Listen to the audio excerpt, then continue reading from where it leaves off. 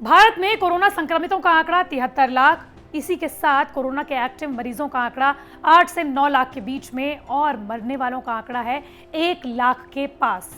ऐसे में दुनिया का हर शख्स सिर्फ एक ही चीज चाहता है और वो है कोरोना के खिलाफ वैक्सीन। हालांकि दुनिया का एक धड़ा ये भी मानता है कि कोरोना खुद ब खुद हमारी जिंदगी से निकल जाएगा और हमें वैक्सीन की कोई जरूरत नहीं है, लेकिन विश्व स्वास्थ्य संगठन यानी कि WHO का ये मानना है कि इस तरह की बात हमें नहीं सोचनी चाहिए, क्योंकि 100 साल पहले जब स्पेनिश फ्लू इस दुनिया में आया था तो उस वक्त उसे जाते जाते 20 से 30 साल लगे थे और ऐसे में कोरोना वायरस के लिए हम सभी लोग 20 से 30 साल का वक्त और हजारों करोड़ों लोगों की जान को दांव पर नहीं लगा सकते हैं। इसलिए इसका सबसे सुरक्षित उपाय और कोरोना को जड़ से उखाड़ने का सिर्फ एक उपाय है और वो है कोरोना के खिलाफ वैक्सीन। और इसके अलावा सोशल एंडिंग, यानी कि आप अपना ख्याल रखेंगे तभी कोरोना से दूर हो पाएंगे। ऐसे में दुनिया के वैक्सीन कैंडिडेट्स इस वक्त कहां पर हैं वो आपके लिए जानना जरूरी है। और इसी के साथ सरकार का वैक्सीन को लेकर क्या बड़ा बयान आया है, कौन सी अच्छी बात और खुशखबरी उन्होंने बताई है, वो भी हम आपको बताएंगे। लेकिन उससे पहले ये जान लीजिए कि दुनिया के 170 वैक्सीन कैंडिडेट ऐसी हैं जो कि अपने अलग अलग ट्रायल्स में चल रही हैं। 30 ऐसी वैक्सीन कैंडिडेट हैं जो कि अपने अलग अलग ह्यूमन ट्रायल में यानी कि आखिरी दौर के ट्रायल्स में चल रही हैं और 10 ऐसी वैक्सीन कैंडिडेट हैं जो कि अपने ह्यूमन ट्रायल के आखिरी फेज में यानी कि पहले दूसरे नहीं बल्कि तीसरे फाइनल चरण में पहुंच चुकी हैं। और ऐसे में स्वास्थ्य मंत्री डॉक्टर हर्षवर्धन ने और इसके अलावा अमेरिका के वायरोलॉजिस्ट है एंथनी फाउची, उन्होंने वैक्सीन के बारे में क्या कुछ कहा है बताएंगे आपको। लेकिन सबसे पहले ये जान लीजिए कि स्वास्थ्य मंत्री डॉक्टर हर्षवर्धन ने ये कहा है कि अगले कुछ ही महीनों में वैक्सीन भारत में मिल जाएगी और अगले 6 महीनों में भारतीयों को वैक्सीन लगनी शुरू भी हो जाएगी। इसी के साथ साथ एंथनी फाउची ने क्या कुछ कहा है वैक्सीन को लेकर और जिन जिन वैक्सीन का ट्रायल रुका है उस पर भी उन्होंने कौन सी अच्छी बात कही है वो भी आपको बताएंगे इस वीडियो में। नमस्कार, मैं हूं आपके साथ श्रेया बहुगुणा और आप देख रहे हैं न्यूज तक।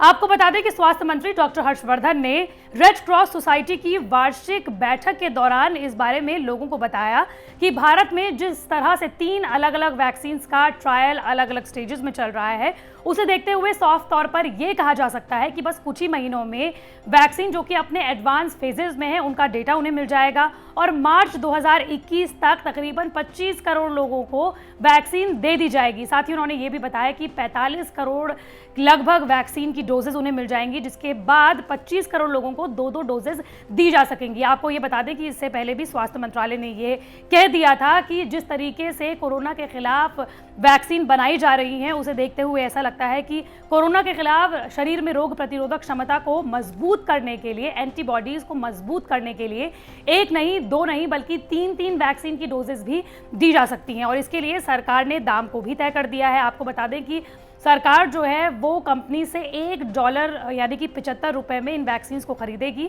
और उसके बाद सरकार ये तय करेगी कि किन लोगों को मुफ्त में ये वैक्सीन दी जाएगी और किन लोगों को ये पैसों में दी जाएगी। हालांकि इसको लेकर तमाम रणनीतियां अभी तक बनाई जा रही हैं, लेकिन सरकार का साफ तौर पर यह कहना है कि इसको लेकर यानी कि वैक्सीन को लेकर लोगों से किसी भी तरीके का सेस यानी कि टैक्स नहीं लिया जाएगा। आपको बता दें कि अमेरिका और जो जितने भी विकसित देश हैं उन्होंने ये ऐलान किया है कि जब भी वैक्सीन आएगी वो अपने लोगों को यानी कि आम लोगों को मुफ्त में ये वैक्सीन देगी। हालांकि आप लोगों का इस पर क्या कहना है? क्या आपको लगता है कि दुनिया के तमाम देशों ने जिस तरीके से विकसित देशों ने ये ऐलान किया है कि वैक्सीन को मुफ्त में देना चाहिए, भारत की इस पर क्या रणनीति होनी चाहिए? भारत में जिस तरीके से अर्थव्यवस्था है उसको देखते हुए और इसके अलावा आप वैक्सीन के बारे में क्या सोचते हैं? आपको क्या लगता है कि कौन सी वैक्सीन सबसे पहले भारतीय बाजारों में आएगी? वो भी हमें ज़रूर बताइए। इसी के अलावा आपको बता देते हैं कि अमेरिका के वायरोलॉजिस्ट हैं एंथनी फाउची, उन्होंने भी वैक्सीन को लेकर कुछ इसी तरह की बात की है और इसीलिए ये कॉन्फिडेंस ज़्यादा मजबूत हो जाता है कि वैक्सीन अब बस कुछ ही महीनों की दूरी में है जब भारतीयों को और इसके अलावा दुनिया के अलग अलग देशों के लोगों को मिलनी शुरू हो जाएगी। दरअसल एंथनी फाउची ने एक टीवी इंटरव्यू में ये कहा है कि नवंबर और दिसंबर के बीच में उन्हें डेटा मिल जाएगा अलग अलग वैक्सीन का और उसके बाद ये तय हो जाएगा कि कौन सी वैक्सीन को मंजूरी देनी चाहिए और उसके बाद नियामक संस्थाएं ये तय कर लेंगी कि कौन सी वैक्सीन सबसे पहले अमेरिका के साथ साथ दुनिया के अलग अलग देशों में आ जाएगी, उसे लॉन्च कर दिया जाएगा। दरअसल CDSCO भारत में ऐसी नियामक संस्था है जो कि भारत में वैक्सीन को मंजूरी देती है और उसके बाद ही भारतीय बाजारों में वैक्सीन आ सकती है। लेकिन CDSCO और ICMR यानी कि Indian council of medical research ये पहले ही कह चुका है कि कोई भी वैक्सीन जो 50% प्रभावी होगी और 100% सुरक्षित होगी, यानी कि लोगों को बहुत ज़्यादा